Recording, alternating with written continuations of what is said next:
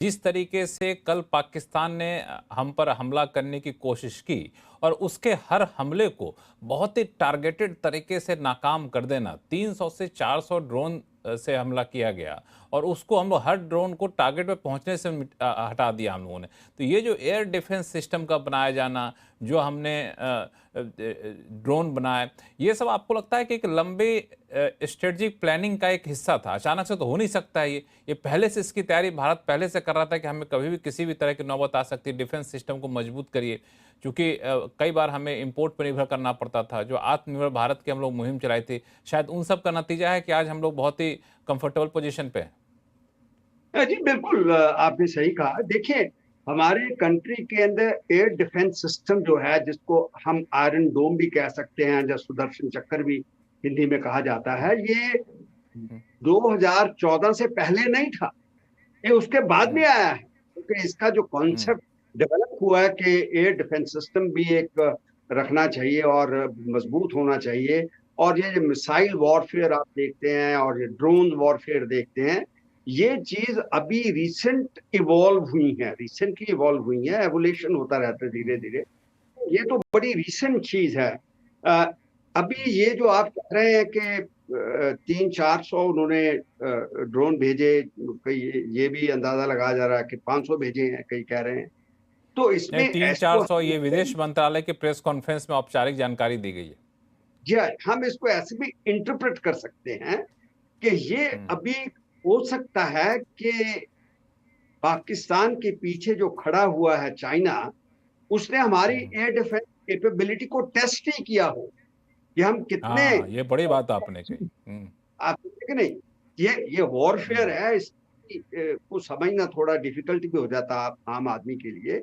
ये मुझे ऐसे हम्म, लग रहा है, ये एक उन्होंने टेस्ट किया कि हम कितने स्ट्रांग हैं। वॉर तो भी खत्म नहीं हुई हम्म, है। उन्होंने जैसे हम्म, पहले बात कर कि ये जो मेरी परसेप्शन, जो मेरी स्टडी कहती है कि अभी लो लाई करेंगे। आप जब ये उलझ जाएंगे सब कि चलो भाई ठीक है, अपने आप डी एस्केलेट कर दो, फिर वो रीग्रुप करेंगे। रीग्रुप हम्म, करके फिर ऐसे ही एक करियाना जो कहते हैं गंदी हरकत करेंगे, जैसे उन्होंने पहलगाम में की।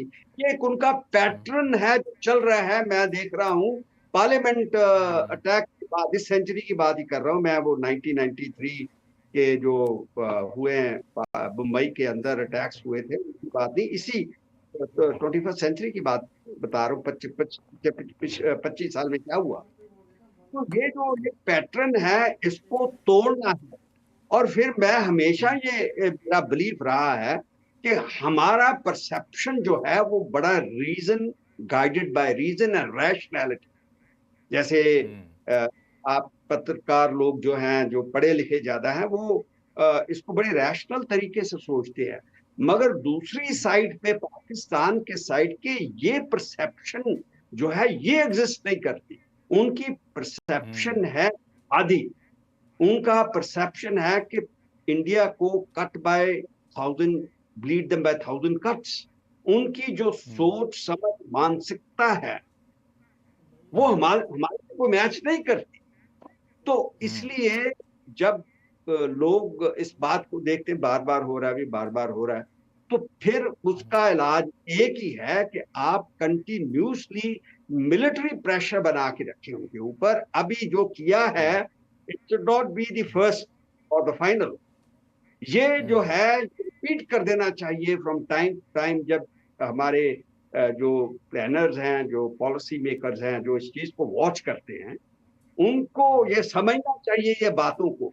अनफॉर्चुनेटली हम्म, हमारे लोग जो हैं डिसेंट हैं, टॉलरेंट हैं, प्रॉस्पेरिटी माइंडेड है, they are guided by different ethics, they are guided by different principles.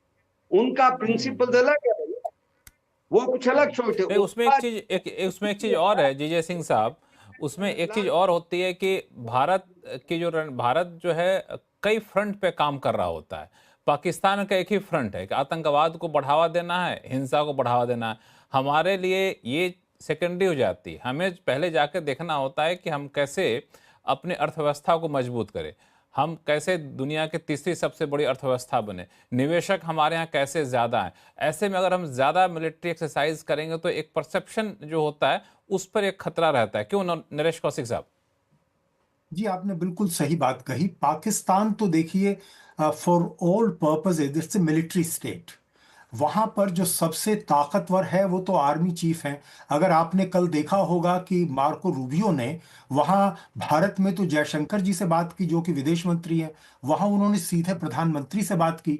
और वो प्रधानमंत्री से भी इसलिए बात की कि वो वहां की जो सुरक्षा, नेशनल सुरक्षा कमेटी है, उसके कम से कम एक सिंबॉलिक स्तर पर ही सही, लेकिन उसके चेयरमैन है, तो उन्हीं से उन्होंने बात की। तो वहां पर वो सीधे सीधे आर्मी चीफ से वो बात नहीं करना चाहते थे, क्योंकि वो आर्मी चीफ को वो उतनी तवज्जो नहीं देना चाहते थे। लेकिन ये बात तो सही है कि आर्मी चीफ वहां ज्यादा इंपॉर्टेंट है। दूसरी बात जो है, मैं ये मानता हूं कि पाकिस्तान ने कोशिश की है हिंदुस्तान को कई तरह से बांटने की। पहले तो कम्युनल लाइन पर, जैसे वो उन्होंने पहलगांव का जो हमला किया, उन्होंने हिंदुओं को चुन चुन कर मारा। इसके बाद में उन्होंने जो पुंछ में जैसे एक सिख गुरुद्वारे पर हमला किया।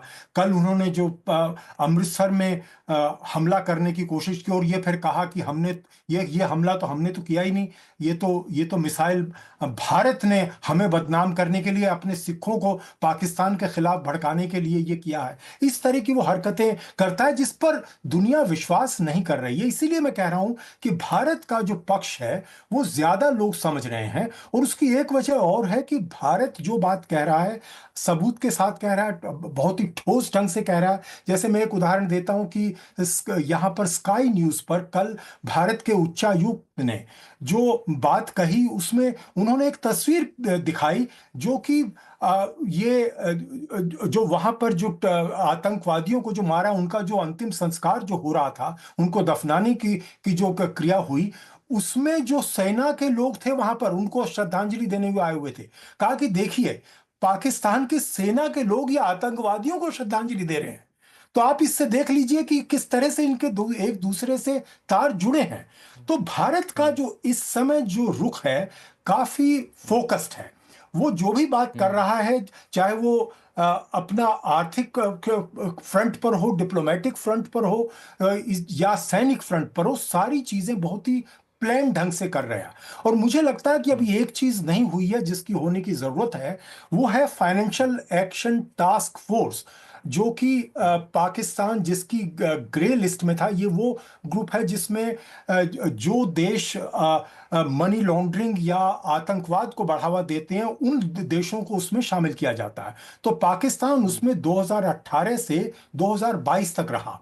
अब भारत की कोशिश होनी चाहिए, और मैं समझता हूं हो सकता है प्रयास इसके हो रहे हों, कि पाकिस्तान को फिर से ग्रे लिस्ट में लाया जाए।